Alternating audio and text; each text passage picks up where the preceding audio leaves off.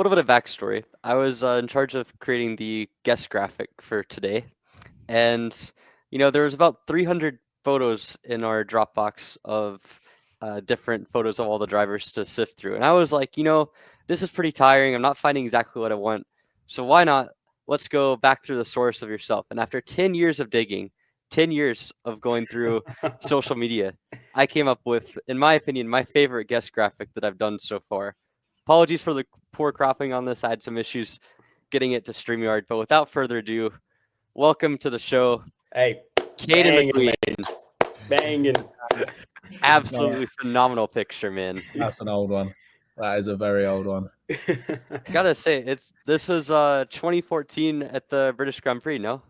Yeah, it was. Yeah, I was actually there launching a championship for Lewis Hamilton. He back in the day started a kind of like a junior championship, mainly focused on the young drivers called Formula Kart Stars.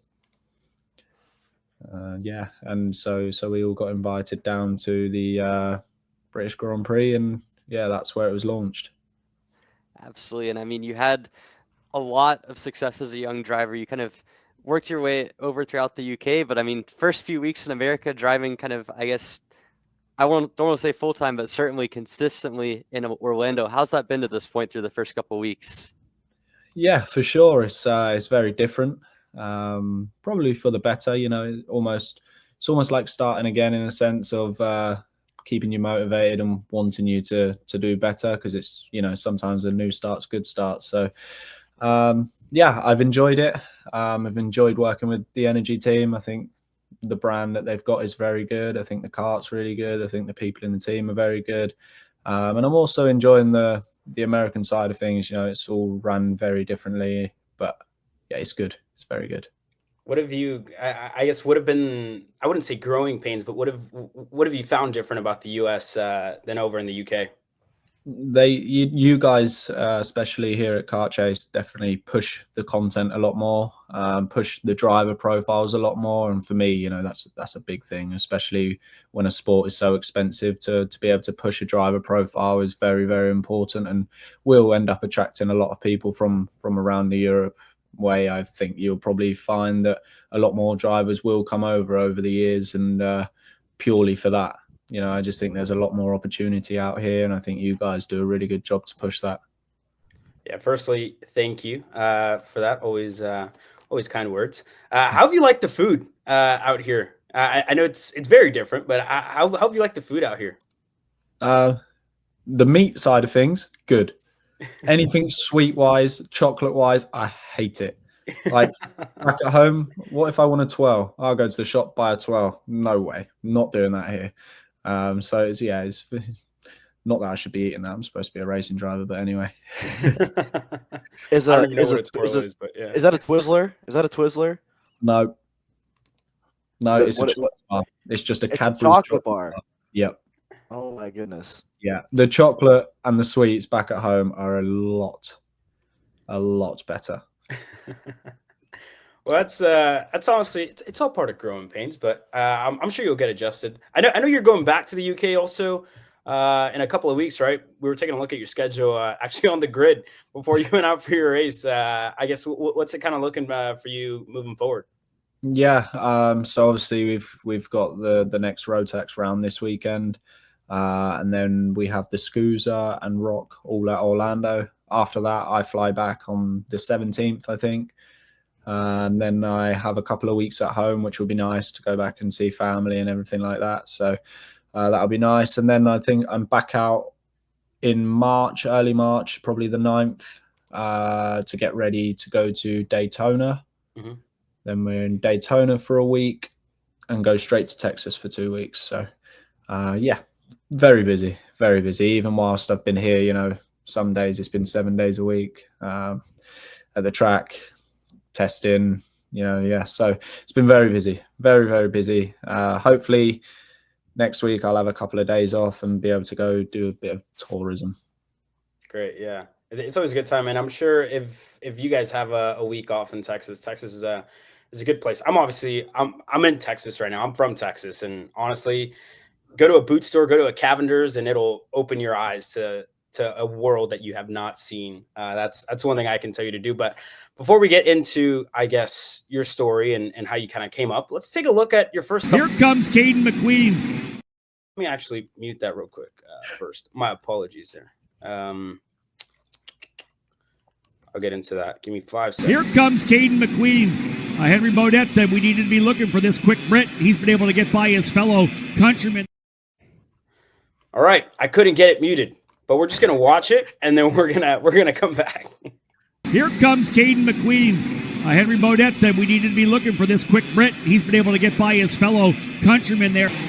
Yeah, 6-driver breakaway, as you can see right there. Caden McQueen, in fact, going to the lead. For the first time, McQueen on the Energy will lead here in American racing, his first event here in the U.S., and he leads here in Pro X30. Norberg's going to go back to the lead. Turney's going to come with him. Watch for Lloyd to try to rough up McQueen a little bit here. And keep the leader in your sights as we see McQueen now go by on Turney with Lloyd. They're all coming through. 53.8 for Norbert, 53.7 for McQueen, 53.5 for Turney. He goes purple. Here's Colin Lloyd now on the outside of Caden McQueen. Turney giving a little love tap that time to Norberg. Now he's got to worry again. McQueen with a nose to the inside of Turney. Nearly gets into the side of him. Lloyd loses a spot. Ramos gets through. You mentioned the fact that Caden McQueen almost got by for second. 0.05 of a second at the line. Norberg just able to nip McQueen. Well, firstly, let's talk about that first week here in the States. I know you're running this past year with the Croc team in 2024. Were you guys mostly on the X30 package, or were you guys kind of moving around either Rotax or the OK? Yeah, so I spent a lot of time with Croc doing X30. Had a few races in Rotax just to back at home to try promote the kart, which actually ended up doing really well in the Rotax side of things too. I then came back and done a few races with KR Sport last year in the Rotax side of things. And then, yeah, for this year, came out here. And, yeah, well, to be fair, last year I probably only done 2 races in X30 whilst with KR. I done Kart Masters in England at PFI. And that was basically just to see if I could get a ticket for the IAMI Worlds, and then I went and done the IAMI Worlds at the end of the year.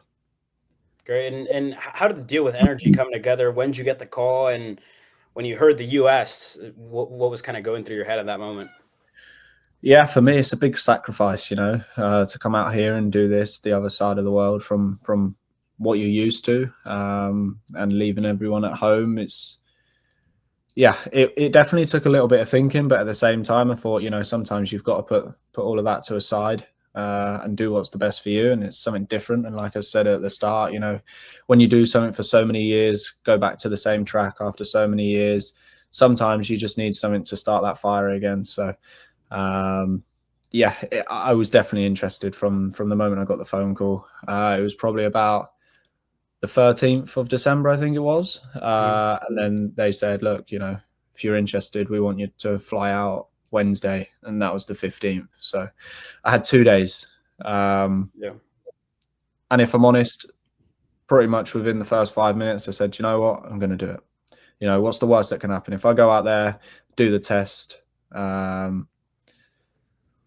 I enjoy it, then yeah, let's put it into consideration for the next year. Mm-hmm. And was it Dean that gave you the call, or was it somebody else within the Energy family?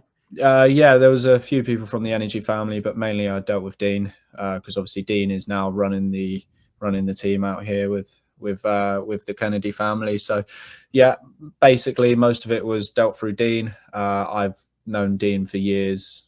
I used to race with Harley back in, well, actually the Formula Kart Stars days. When you found that picture from, that's how Dean remembers me. Yeah.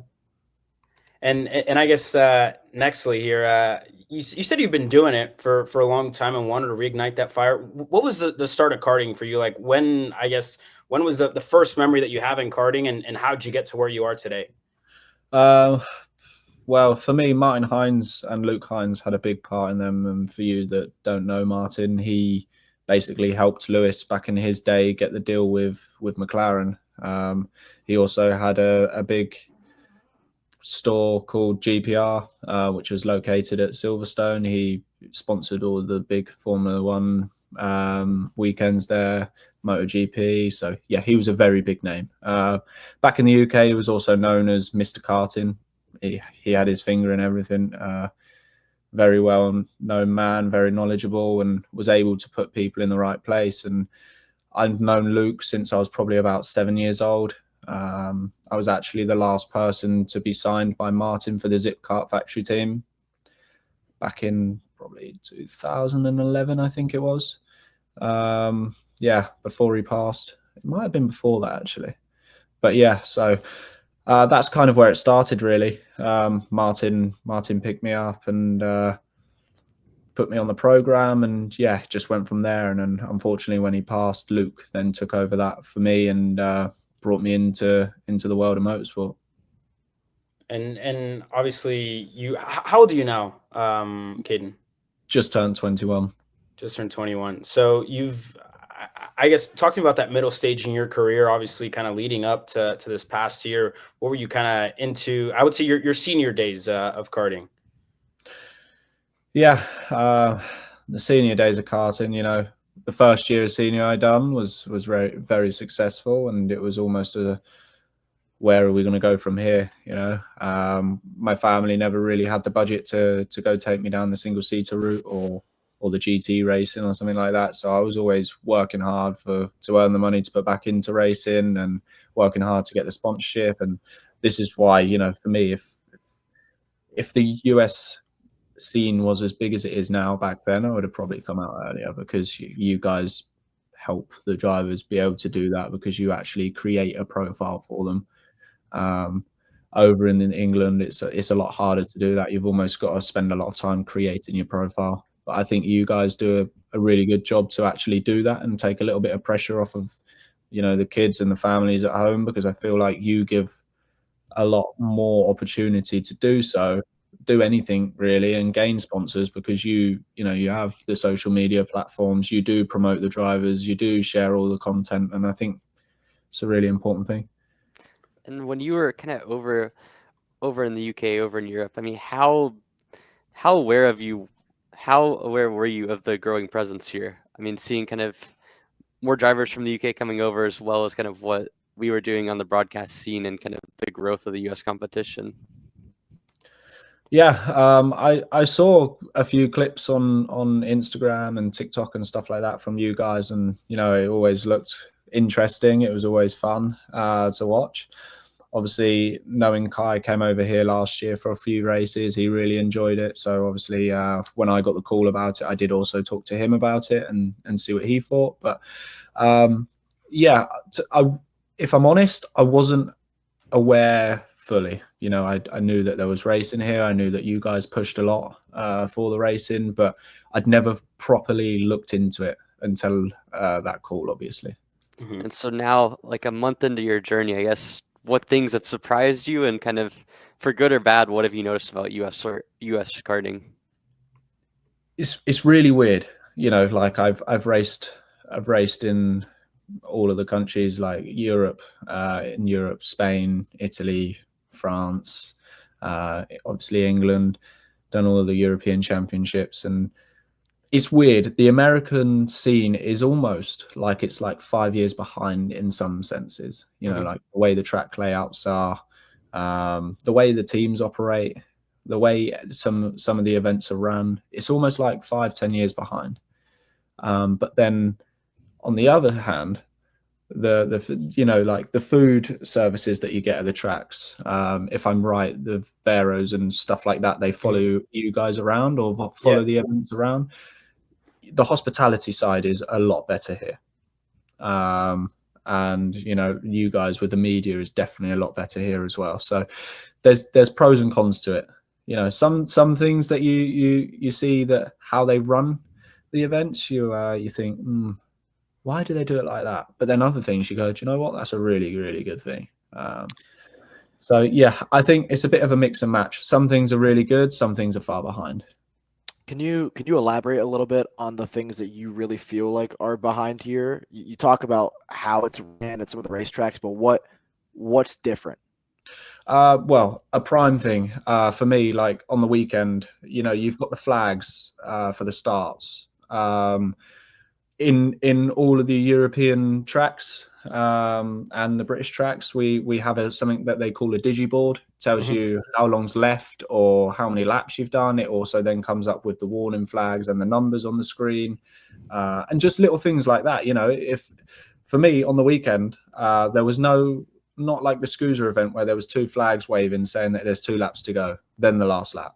It was just last lap. There was no flag beforehand. So when you're in a racing situation, you almost want to know how long's left because you want to be able to plan what you're going to do next to put yourself in the best position. So it is, for me, a little bit behind in that sense, just with the stuff like that. In Europe, every single marshal post has a board on it, has a light on it, whether it's a yellow flag, green flag, whatever. You click a button, the light comes on. And it has a different mode. So if it's flashing, then there's it's just someone's spun or someone's crashed. If it's solid, then it's a full course yellow. And they also do use the flags. And for example, if there is a full course yellow and the leader is, for example, being the safety car, they basically wave the flags, and the lap before it goes green again, the flags will be stationary. And it's just little things like that. It's not that's not the same over here. They do it completely different over here. And yeah, that's for me is a little bit where they're behind on.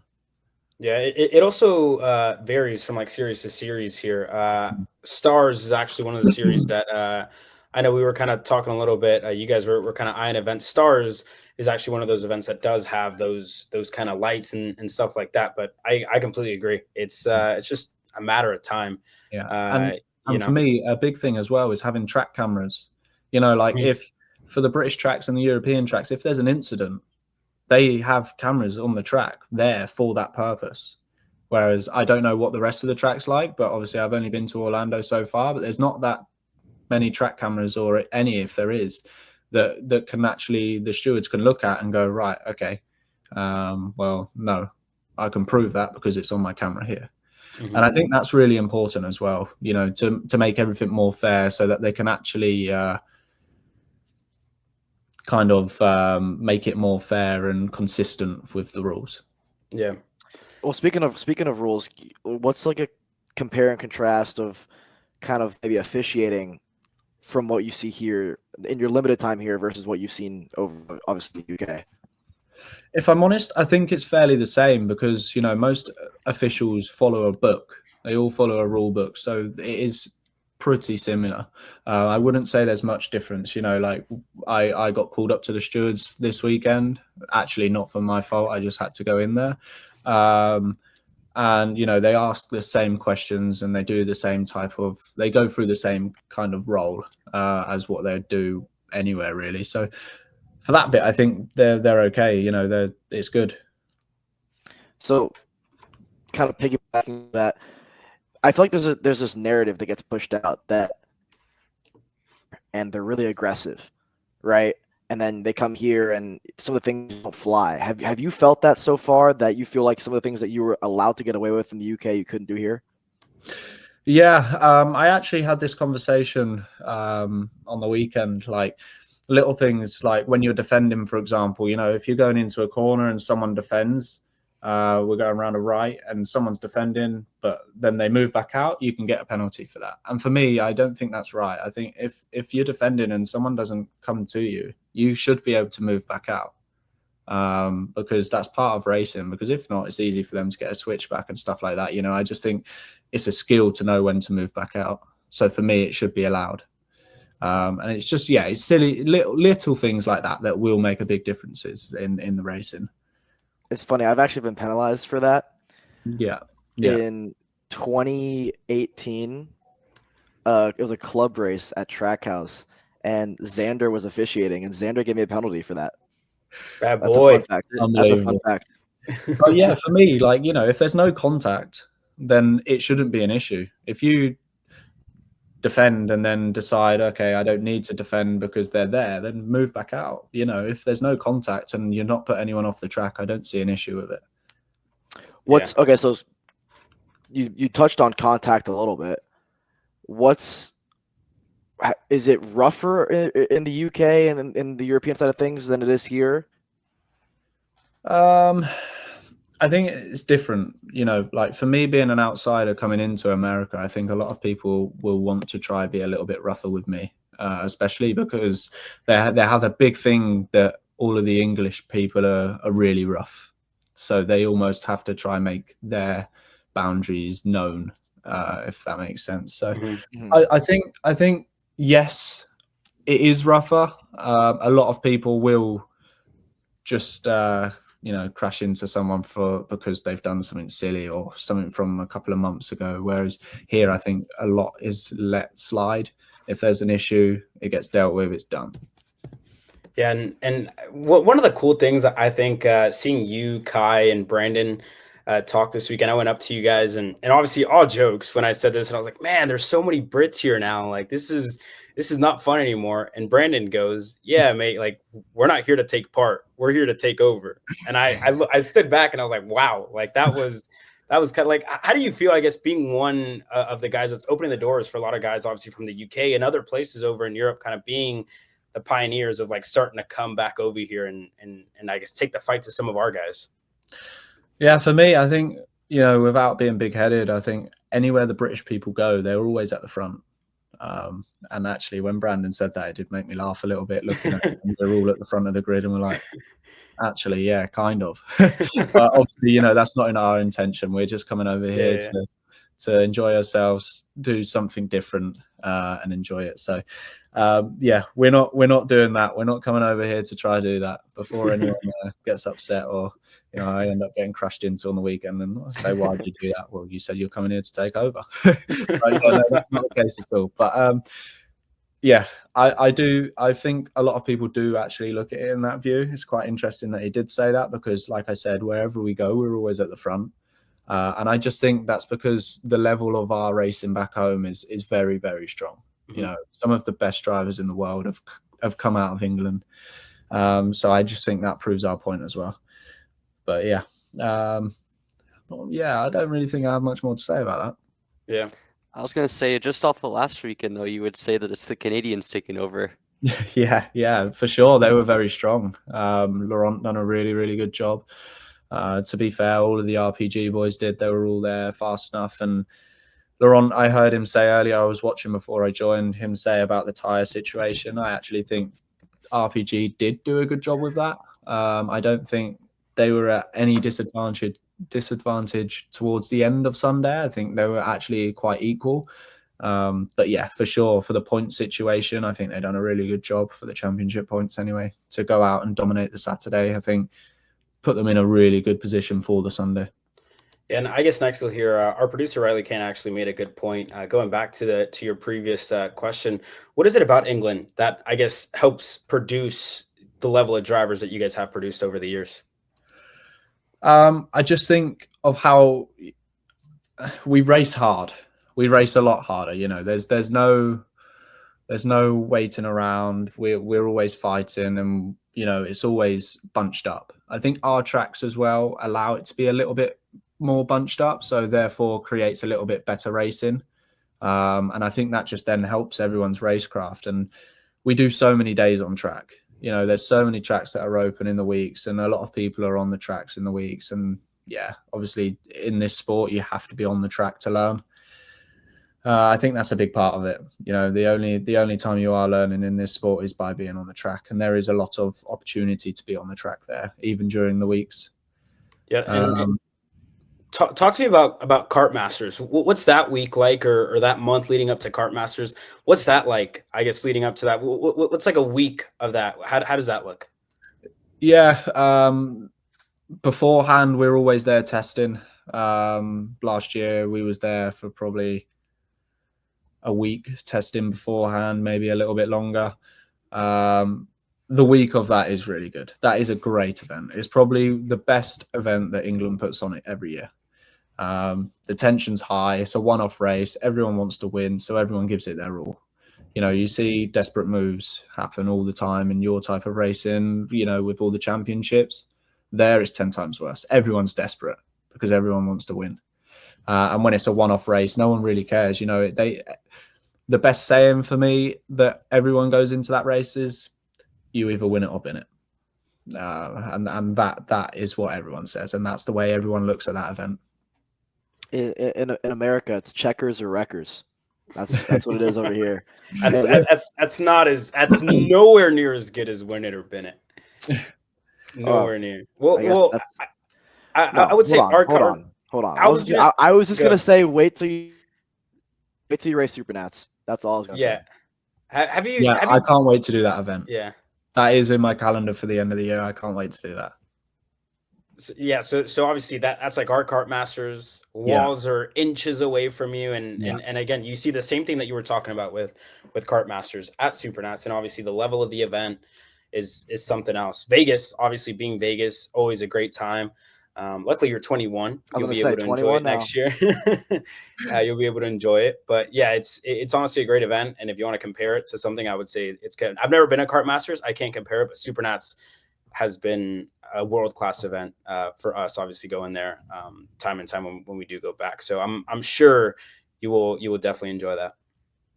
Yeah, no, I can't wait for that. I've been looking forward to that for ages. I've wanted to attend that for a long time.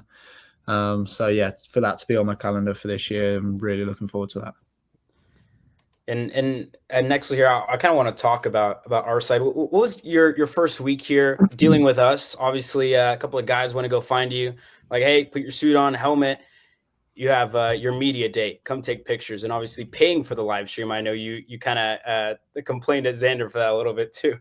Yeah, unbelievable. All of my family at home, sitting there wanting to watch, load it up. Oh. So in the end, what I did is I just made an email, paid for it myself, and just give everyone the email and password. That's how you do it, man. That's how you do it. You know, definitely cheaper. At least I'm still paying for it. So what? Now I'm on here. Do I at least get that back every month? Or hey. I have to talk to Xander about that. That's funny. That's really funny, no, the media day was good. You know, you go there, you take all your shots and all your different little angles as well, which are used for different things. I think it's good. Yeah, it's great. And actually, our guy Riley does a great job with all that. And I will give a shout out to him. The way that it's all kind of been elevated over the past year, and it's all a matter of just kind of getting better and better and better and trying to make you guys look good, because you guys are the superstars. And also know this week they were that week they were trying to tell you to do the thing, man. The McQueen thing. What's that, mate? Sorry. The ka-chow, there you go. I knew that was coming. Yeah, they were. I need to get some clothes done, don't I? Yeah, you will. 100%. Dude, you can kind of play with the words a little bit, because you got the energy team, you can get a lightning bolt, and it can just be representing the energy Corsa team. All right. Yeah, for sure. That's what we can do. You already have the number. Okay. We're gonna get one. We're gonna make sure that next time you're racing. Well, I'll tell you what. Who's good here at designing things? Any of you good here at designing things? Negative. I think Riley's the right answer for this one. Yeah. Riley, I know you're listening. You can design me something here. I don't know if he's down for that, but we've got enough heads on our team to figure something out at some point. We'll figure something out.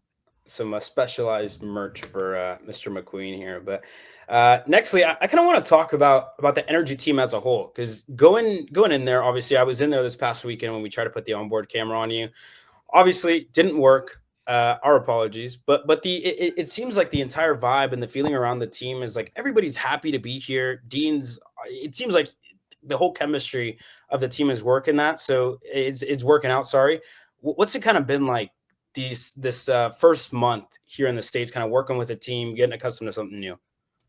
Yeah, for me, the team's very organized, and that's why everyone looks so chilled out in the awning. Everyone knows their role, everyone understands what needs to be done and how it needs to be done, and for me that's a really important aspect for everything to run smoothly.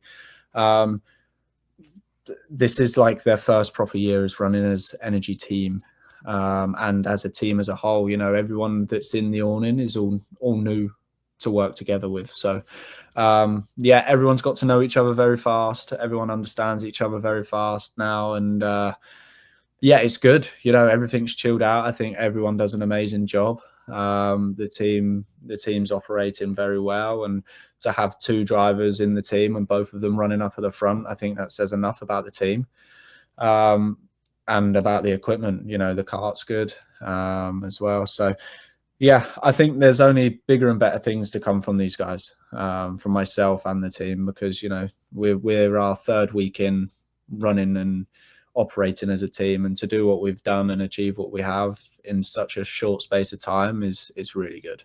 So yeah, like I said, there's definitely bigger and better things to come from this team. Great. That being said, I also want to take a look at this past weekend for you at the Rotax Winter Trophy. I think the audio isn't muted, so we're just gonna watch here from the side. It is muted. Lovely. Hey. So we're gonna talk about it here. Obviously, it was kind of an up and down weekend. I would say you had a good qualifying on the Saturday, but on the Sunday, you obviously struggled, sort of a little bit further back. But in the end, you were also working your way up there. How have you? I know you obviously run the Rotax package over in England, but how has it kind of been bringing it over here on our tracks and obviously on the Mojo tires? Yeah, for me, it's a little bit difficult than it is back at home. Obviously, back at home, I had KR providing me with all the kit. They've provided me an engine for this week, but I did struggle for power, and that's not anything to do with them. I just think that Rotax is so important to have everything, all the bolt-ons good. You know, you have the engine, but all the bolt-on bits like the exhaust, the carb, a good airbox. Back at home, you know, the boys at KR work tirelessly to get that bit right. So yeah, it is important to have a very good equipment in Rotax. I think there is a little bit of difference. I know Laurent said earlier that it's quite close, but maybe, I'm not saying that he's wrong, but for me, when you go to Europe and stuff like that, it is very close. But for us, being a new team, you know, we only run brand new exhausts. That for me isn't good enough. And I know that from back at home. You know, you buy a brand new exhaust, you put an old one on, you'll always find 3/4 tenths in an old exhaust. Why do you think that is? Just because basically the old exhaust, the Mark 1's exhaust, when the first Evo lot came out, the bit that sits on the end of the actual restrictor is very short, or just welded differently. Some of them are longer because they've had to be replaced and re-welded on, but the insides are just a fraction different. And yeah, the older they are, the more used they are, they're always better. And you know, I've sat on dynos at home when working for KR building engines and seeing the difference for myself. So yeah, there is a big part to find in the bolt-on parts for a Rotax. So yeah, I struggled a little bit this weekend running new exhaust and stuff like that, but I'm back on track tomorrow straight away, running through some gear, trying to find something that can help us have a little bit more power for the weekend. I think that's the only bit that we struggled with this weekend. I think the kart bit was really good. I don't think I was driving particularly bad. I thought I was quite sensible and safe. So yeah, we just need to find a little bit more in the bit that we've bolted on the side of the go-kart and hopefully have a better round for this weekend. So if you were to build your ideal engine package based off of every kind of bit and piece that we have in karting, what would you build it as? Would you kind of take more from the Rotax side, IME side, or anything else really when it comes to 125cc single seat stuff? It's hard because, you know, sometimes I like Rotax. I really like the tire. I really like the Mojo tire, but I really like the power delivery from X30. For me, if you was to go and put an X30 on a Mojo tire, it'd be amazing. For me, the tires you use here, they're basically MGs.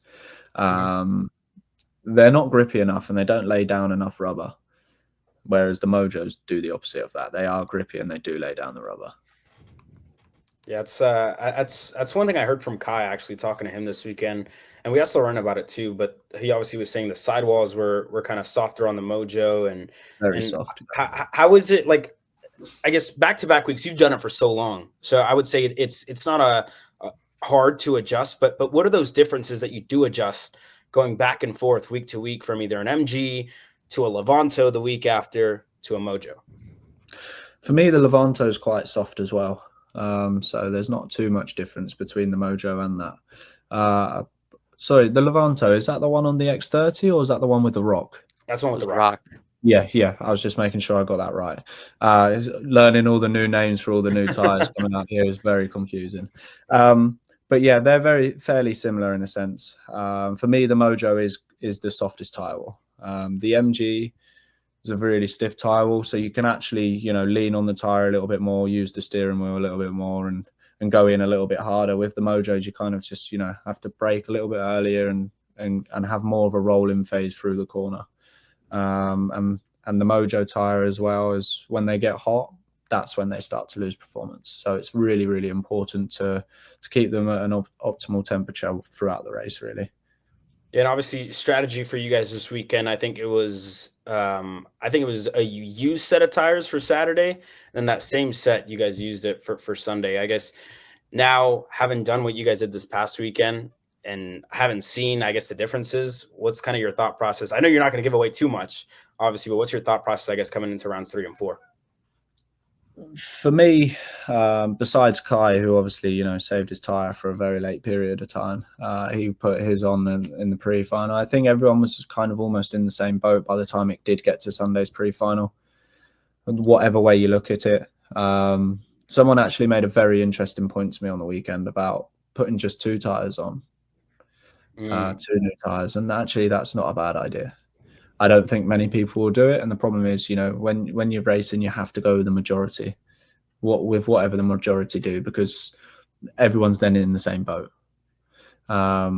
So yeah, I don't know. We'll see what happens this weekend. Like you said, I'm not going to give too much away because I'm not quite 100% sure what I want to do yet.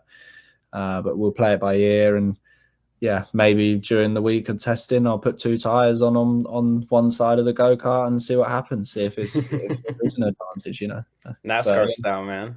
Yeah, well, sometimes in Europe we do that. If we've only got 4 tires to put on, 2 fronts, 2 rears, if we're struggling and we just need a little bit more but don't want to put all of them on, we'll just put two tires on and then flip them over. Put the ones that, say if it's the track's more dominant right-handers and the left-hand tires are getting used, so we'll put the new on the left, and then for the final we'll put them on the right-hand side and put the other new on the left. So yeah, there's plenty of ways to do it, but yeah, we'll see what happens. Yeah, interesting. And I guess on the conversation of road tax, have you been to the grand finals? I haven't. No. Last year was actually my only full year actually racing road tax. Okay. I done the Europeans and I done the British. A few bits of bad luck.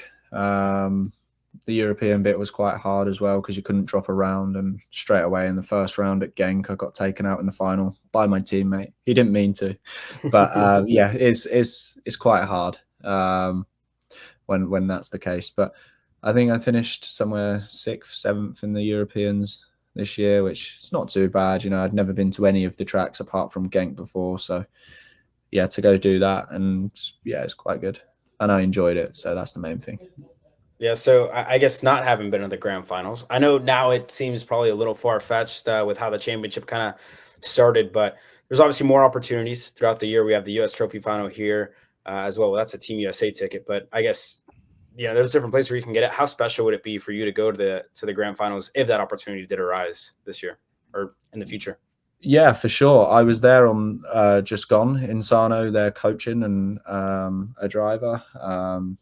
It's very different, that's again another series or event that's run very, very different to the rest of it. I'd like to do it for sure. It'd be very good to do, a very good experience. Just turn up, get the go-kart, build it, everyone's on the same bit of kit, and for me, that you can't go wrong there. If you can't win that or be at the front of that, but you can in a normal race, then you may have a little bit better kit than the rest of people. Yeah. And I guess you had a question come in by Aaron. Thoughts on the Praga chassis? I don't know if there's any background on this, but I guess if you have any input on this. Yeah, well, unfortunately, I can't actually talk about another go-kart. Perfect. Yeah, energy is really good. That's exactly. I guess what I was looking for there. So great job. This guy's PR trained, man. They taught you well. Corporate ready.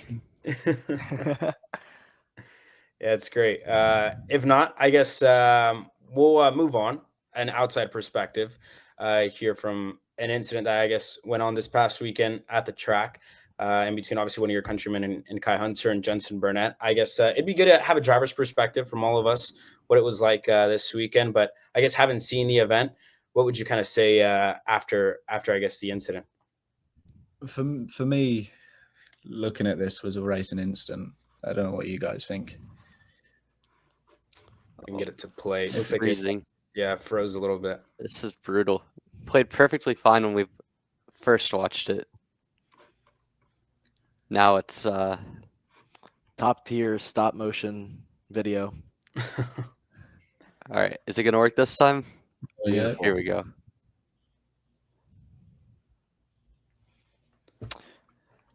For me, I'm in agreement with Caden. I mean, Yeah, just on the incident alone, I think both drivers could have done something to prevent it. You can argue maybe Kai pinched him. You can argue Jensen maybe wasn't fully alongside him. But to me, it's just one of those two guys fighting for the same piece of real estate. Yeah, I do agree with that. I agree. For me, if I was in Jensen's situation there, we still had a couple of laps to go and the gap was closing, so I'd probably have backed out of it and tried again. He had a little bit of gap behind, so there was no need to make sure that it had to be that move.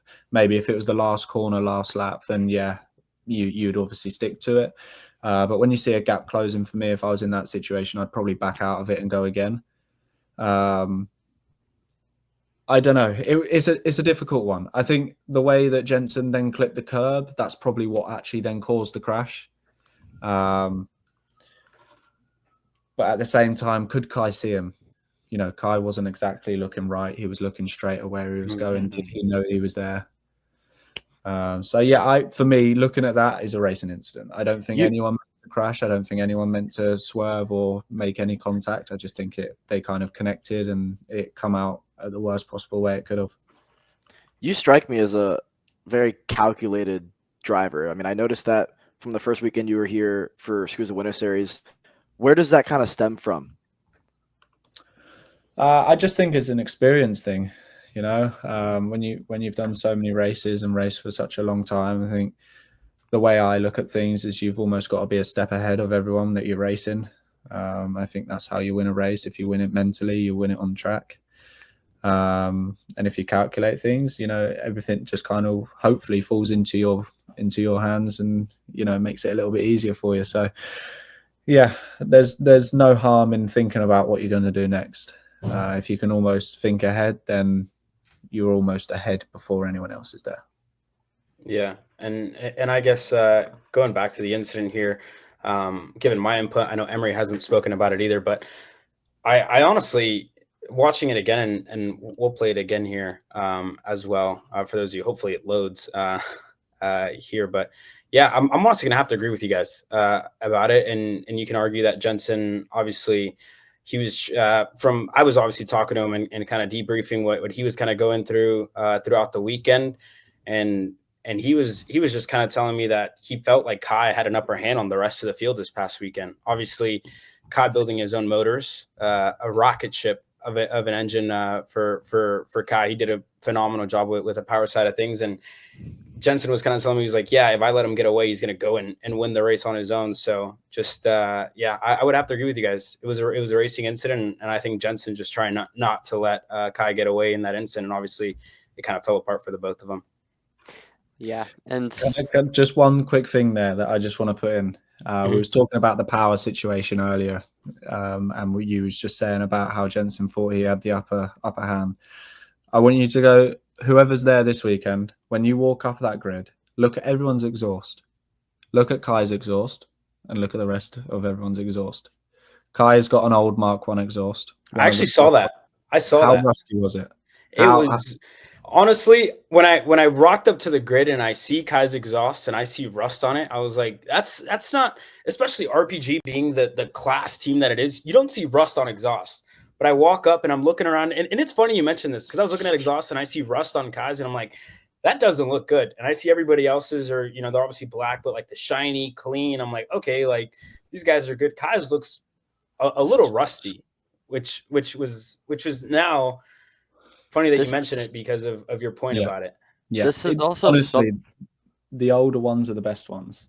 And I always analyze everything. I always try to look at everyone's carts just briefly, just because sometimes, something I may pick something out and it may help me.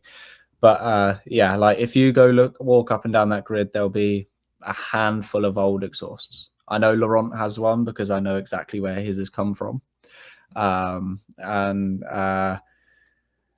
Yeah, Kai's definitely for me is one of the oldest on the grid. I think there was a few others that I saw that actually had quite an old one. If you put two exhausts in front of you, a brand new one and a rust bucket, majority would choose a new one. I'd definitely choose the rust bucket. 100%. There's not many things in karting that you'd go, well, no, I'll have an old one. But that is definitely something. Cool. Wow. Yeah. Also, at that point too, like if the exhaust has been around long enough to have that level of rust, it's obviously one that was pretty good spec when they first got it too, in terms of they beat out some of the older ones that didn't have the correct kind of advantages, so to speak, in the batch, and so it's been run a decent bit. There's a reason to keep it on. There's a reason to keep dynoing it. I remember with the old Rotax days, so pre-Evo, there's kind of a similar idea, not just with the exhaust, but also there was a batch of cylinders, I think, in 2009, if I remember correctly, that kind of had an advantage that we saw. I think it was for 5 years or so. That no matter what year you got your engine, if you didn't have a 2009 cylinder, it'd be cooked. And I mean, it was completely like that's the one thing I will say. Rotax has done a really good job when it comes to a lot of the specifications that they had. And I think this isn't just a Rotax thing, but there's this conception in racing and karting or really anything where new is fast, new is good, new is the way to go. But if you look through years and years and years of engine history and kind of part history, particularly with Rotax, it's certainly something that comes up over and over again.